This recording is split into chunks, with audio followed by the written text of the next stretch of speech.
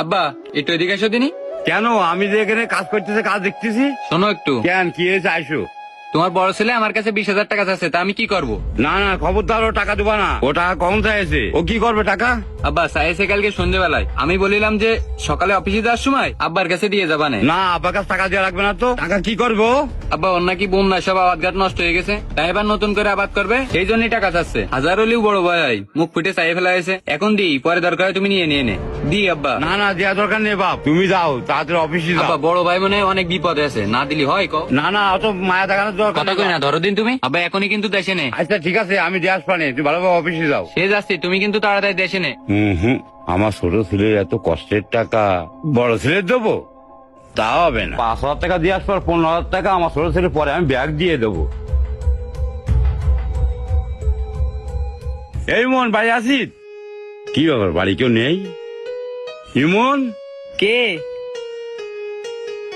ও আব্বা, আব্বা এসে বসতি দাও। না, আমি বসতে আসিনি। তুই নাকি তো ছোট ভাইয়ের কাছে টাকা চাইলি? হ্যাঁ আব্বা, আমি ওরে কইলাম কয়টা হাজার টাকা আমার দেওয়ার জন্য। আব্বা যে বন্যা হইলো না, আমার আবার সব নষ্ট হয়ে গেছে। ওর কাছে কি টাকা চালিয়ে হবে? ওর কাছে কি সবসময় টাকা থাকে?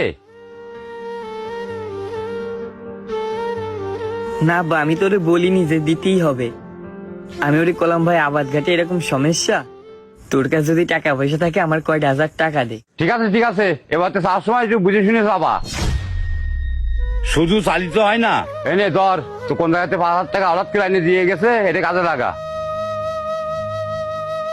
আব্বা দাঁড়ান, আব্বা এই 5,000 টাকায় আমার কিচ্ছু হবে না। আর আমি তো আমার ছোট ভাইয়ের কাছে টাকা আর এমনি চাইনি। এই বন্যাতে আমার আবাদ ঘাট নষ্ট হয়ে গেছে, তাই আমি ওরে কইলাম ভাই তোর কাছে যদি টাকা পয়সা থাকে আমার 20,000 টাকা দে, আমি আবাদ ঘাট করে যদি আবারও ঘুরে দাঁড়াতে পারি আমি শর্ট টাইমে তোর টাকা দিয়ে দিবানে। আব্বা আমি টাকা ওর কাছ থেকে ফিরি চাইনি। এই 5,000 টাকায় আমার কিচ্ছু হবে না, তার থেকে ভালো আপনি নিজে ওরে দেন গে, ও যার কাছ থেকে নিচ্ছে তারে দিয়ে দেবেন। না না, ওরে ওই যার কাছে নেছে ওর পর দেওয়া যাবে না, তুই ওটা কাজে লাগা।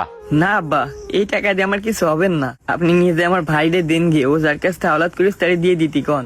আমি চাই না আমার জন্য আমার ভাইরে কেউ কথা শুনুক। যান আব্বা।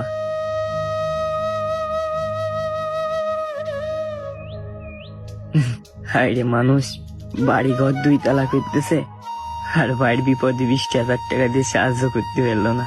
আমি তো একবারের জন্যই চাইনি, হাওলাত চাইলাম, জায়গে কারো কাছে যাই দেখি পাই কিনা। এ ভাই কি রে, কোন যাচ্ছে, কথা কছিস না কেন? আব্বা টাকা দিল তোর? দিল, কিন্তু ওই টাকা আমার দরকার নেই, এই জন্য আমি টাকা নিইনি। কেন? তুই না করলে তোর আবাদ নষ্ট হয়ে গেছে, আবাদ করবি, তা তুই টাকা নিস নি কেন? আমি তোর কইনি যে তুই আমার টাকা হাওলাত করে দে, আর আমিও টাকা তোর কাছে এমনি চাইনি, আমি তোর কাছে টাকা হাওলাত চাইছি। আর 5,000 টাকা দিয়ে আমি কি করব?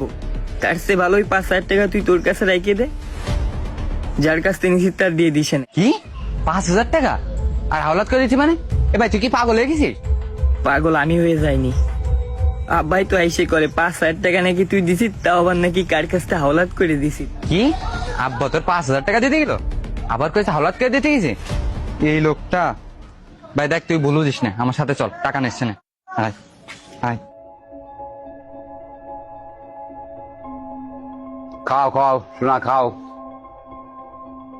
আব্বা খাও। তোমার টাকা দেশি গেলাম ভাই, টাকা দেশনি? কেন, দিয়ে আসতে গেলাম তো। তা দেশটি গেলে তা দেশনি কেন? আমি তো টাকা দিয়ে আসতে গেলাম, ওই তো নিইনি। নেবে কি করে? তুই বাইরে কয় টাকা দিতে গেলে? কেন, আমি